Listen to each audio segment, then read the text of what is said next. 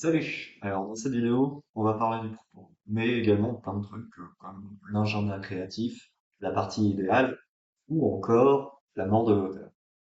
Après plusieurs années de rencontres rôlistes, quand on croise des créateurs, la question typique que je pose, c'est toi avec ce jeu, qu'est-ce que tu veux faire? Qu'est-ce que tu veux faire à travers ce jeu? Et alors j'ai une très bonne connaissance qui s'appelle Milou, qui dans un bar après les Utopiales me disait ce que je veux transmettre à travers ce jeu de rôle, c'est tel message. Alors que moi, la plupart du temps, je répondais surtout, bah moi, c'est pour faire tel type d'histoire, par exemple du western ou du Zelda. Alors comme ça, on pourrait croire que j'ai une démarche moins artistique que ma camarade. Peut-être, pas forcément. En fait, c'est compliqué d'estimer le propos d'une œuvre une fois que vous l'avez en main, et ça à cause de la mort de l'auteur. Alors, qu'est-ce que c'est la mort de l'auteur? Alors, la mort de l'auteur, d'où ça vient? Ça vient d'un texte de Roland Barthes, qui a été amené dans le jeu de rôle par un duo très connu. Et ce que dit ce texte, c'est qu'une fois que l'auteur transmet sa création au public, le public fait sa propre interprétation de l'œuvre. L'auteur n'est pas derrière le public pour lui dire quoi penser de son œuvre. Le public fait sa propre interprétation. Du coup, c'est compliqué de voir obligatoirement un propos derrière toute œuvre, d'être sûr que c'est le bon. Alors évidemment, il y a toujours les notes d'intention où l'auteur explique ce qu'il a voulu faire, mais moi j'aime bien l'idée de se dire que pour beaucoup, l'œuvre réside dans l'œil du public qui observe. Tu veux savoir comment se termine l'histoire des canaux martiens de Percival Lowell à Flagstaff, en Arizona? Ouais, vas-y. On s'est rendu compte que ce qu'il voyait et comprenait comme des canaux étaient en fait les ombres de ses propres vaisseaux rétiniens. Il était littéralement en train de projeter sur une autre planète des trucs qui n'existaient que dans son œil. Tu comprends la métaphore? Oui. Synthétise-la? Alors je dirais que les films sont des écrans et nous sommes les projecteurs. Très belle synthèse de métaphore. Merci Karim. Donc de toute façon, le public peut faire toutes les interprétations qu'il ou elle veut. Vous n'êtes pas derrière pour contredire. Et toutes les interprétations sont pas forcément incroyables. Et donc, il n'y a pas de jeu de rôle un tant soit peu développé qui ne peut pas être interprété, quand bien même il n'y aurait rien, il y aurait juste la description de la société, et bah ça c'est une vision politique qui est transmise. Si par exemple tel groupe social est plutôt valorisé ou pas, et bah ça transmet plein de messages.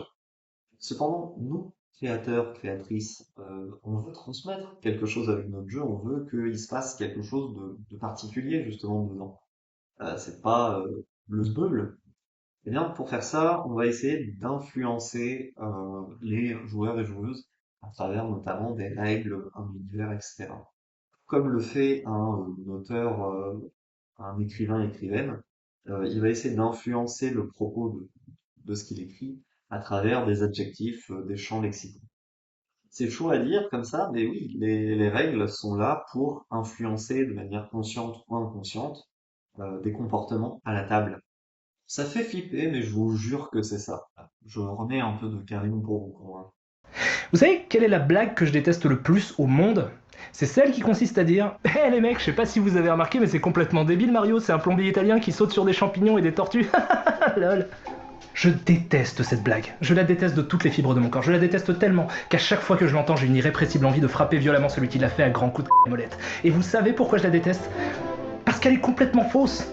L'univers de Mario a du sens. Sauf qu'on ne peut comprendre son esthétique qu'au travers du prisme du gameplay. Pourquoi les Goombas sont des champignons? Parce qu'un champignon a une forme de bumper, ce qui fait qu'il semble logique et évident de lui sauter dessus. Une fois qu'on a compris qu'on pouvait sauter sur les ennemis, on saute naturellement sur les tortues qui sont les prochains ennemis du jeu. Une fois qu'on a fait ça, on constate qu'ils laissent leur carapace qui nous sert de projectile. Pourquoi est-il plombier? Il est plombier parce qu'il entre dans les tuyaux, et il entre dans des tuyaux parce que le design d'un tuyau force notre instinct de joueur à appuyer vers le bas pour y entrer.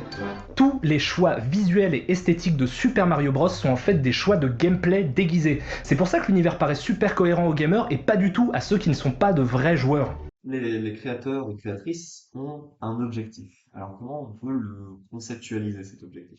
On peut parler par exemple du coup du propos de ce que les auteurs veulent faire.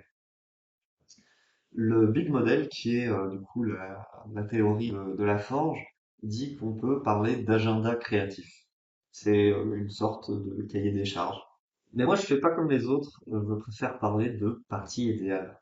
Pourquoi partie idéale? Eh bien, parce que un jeu de rôle, ça génère des parties. Ça ne génère pas une fiction, ça ne génère... Alors évidemment, de la partie idéale découle le scénario idéal, les joueuses et les joueurs idéaux, etc. Et évidemment, on peut pas tout contrôler à sa table non plus, hein. Alors il y a deux types de jeux, hein. Il y a les jeux à message, et on va dire les jeux qui servent à créer des fictions, des parties, qui sont plus des boîtes à outils.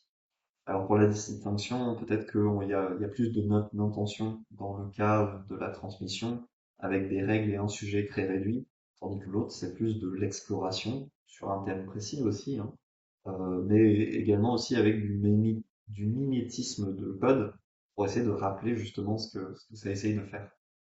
Du coup, personnellement, mon cap de création pour me dire est-ce que je fais bien les choses, c'est dire est-ce que ça se rapproche de ma partie idéale si je mets telle ou telle mécanique. Est-ce que ça veut bien générer les effets que je veux? Et est-ce que j'influence, entre guillemets, bien, grâce aux règles, le comportement des gens autour de la table? Moi, c'est mon prisme. C'est-à-dire que quand je discute avec un auteur et qui me dit, par exemple, moi, dans mon jeu, je veux qu'il se passe ça, etc.